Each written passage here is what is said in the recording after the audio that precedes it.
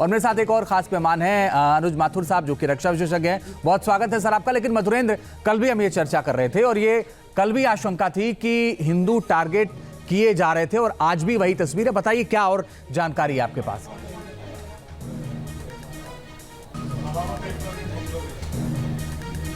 देखिए, हिंसा और अराजकता की आग में इस वक्त पूरा बांग्लादेश झुलस रहा है। चटगांव से आई हुई तस्वीरें हों या ढाका की, इस बात की तस्दीक कर रही है कि किस तरह से अल्पसंख्यकों पर लगातार हमला हो रहा है। मंदिरों को तोड़ा जा रहा है, इस्कॉन पे हमला हुआ है, इंडिया का जो कल्चरल सेंटर है उस पर अटैक किया गया है। जहां जहां हिंदू अल्पसंख्यक हैं उन पर हमले किए जा रहे हैं, उनके घरों में घुसा जा रहा है, महिलाओं के साथ बलात्कार किया जा रहा है, उनके घरों को लूटा जा रहा है। और जो तस्वीरें हम दिखा रहे हैं ये तो चंद तस्वीरें हैं, ऐसी हजारों तस्वीरें हैं जो कि किसी कैमरे में कैद नहीं है। लेकिन वहां पर जख्मी जो लोग हैं, खासतौर पर जो अत्याचार और खासतौर पर इस तरह हिंसा के शिकार लोग हैं, उनकी संख्या हजारों में बढ़ती जा रही है। और यही चिंता का सबसे बड़ा सबब है इस वक्त भारत सरकार के सामने भी। इसी कारण कल रात सीसीएस की बैठक में एक अहम मुद्दा था अल्पसंख्यकों को लेकर, और आज भी जो पार्लियामेंट में ऑल पार्टी मीटिंग हो रही है उसमें भी एक अहम मुद्दा है, जिस पर डॉक्टर जयशंकर विदेश मंत्री जो हैं वो तमाम दलों को आगाह कर रहे हैं कि बांग्लादेश की स्थिति किस तरह बद से बदतर हो चली है। ये सिर्फ शेख हसीना के वहां से मैं लौटूंगी आपके पास। एक बड़ी खबर इस वक्त अपने दर्शकों को बता दें, ये बड़ी खबर इस वक्त आ रही है। भारत में भी मीटिंगों का दौर चल रहा है। बांग्लादेश के हालात पर भारत की नजर लगातार बनी हुई है।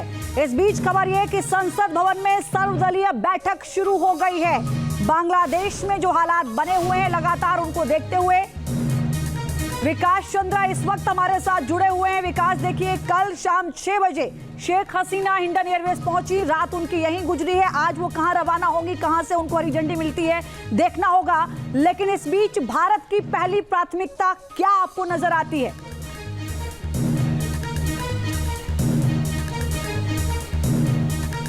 जी, पहले एक जानकारी दे दूं कि सूत्रों से खबर आ रही है कि शेख हसीना तब तक भारत में रहेंगी जब तक इनको किसी दूसरे देश में इनमें जगह नहीं मिल जाता होगा और यहाँ से सुरक्षित वो न निकल जाती हैं, तब तक वो भारत में ही रहेंगी। दूसरी बात है कि देखिए, जैसे ही बांग्लादेश की स्थिति सामने आई तो सबसे पहले विदेश मंत्री एस जयशंकर ने संसद भवन परिसर में ही कल प्रधानमंत्री से मुलाकात की थी और उन्हें पूरी विस्तृत जानकारी दी थी। उसके बाद शाम में सीसीएस की बैठक हुई, या उसमें सभी जो सीसीएस के मंत्री हैं और तमाम आला अधिकारी और राष्ट्रीय सुरक्षा सलाहकार सभी मौजूद थे। वो बैठक हुई बांग्लादेश के हालात पर, और अब सर्वदलीय बैठक संसद भवन परिसर में शुरू हो गई है। और इस बैठक को विदेश मंत्री इस बैठक में पूरी विस्तृत जानकारी सभी दलों के नेताओं के सामने रखेंगे कि बांग्लादेश के क्या हालात है, भारत की तरफ से क्या कदम उठाए जा रहे हैं, जाएंगे और जा रहे हैं, और किस तरीके से एहतियात भारत बरत रहा है। क्योंकि मामला विदेश का जब आता है तो बहुत फूक फूक कर कोई भी सरकार कदम उठाती है।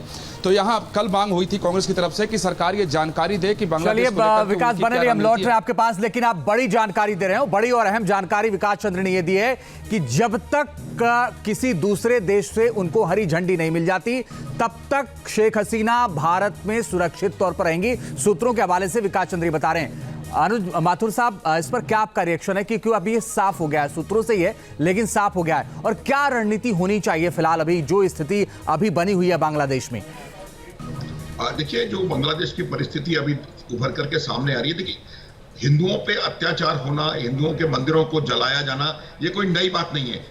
पहले भी काफी बार ऐसा हो चुका है। लेकिन इस बार जो रेडिकल इस्लामिस्ट हैं उन्होंने एक स्ट्रेटेजी, एक बहुत बड़ी मुहिम के तौर पे सारे हिंदुओं को एलिमिनेट करना शुरू कर दिया है। आप देखेंगे कि मेरा ये मानना है कि वहां पर पूरा प्रयास वो लोग कर रहे हैं और करते रहेंगे कि बांग्लादेश को एक पूरी तरह इस्लामिस्ट कंट्री बना दिया जाए।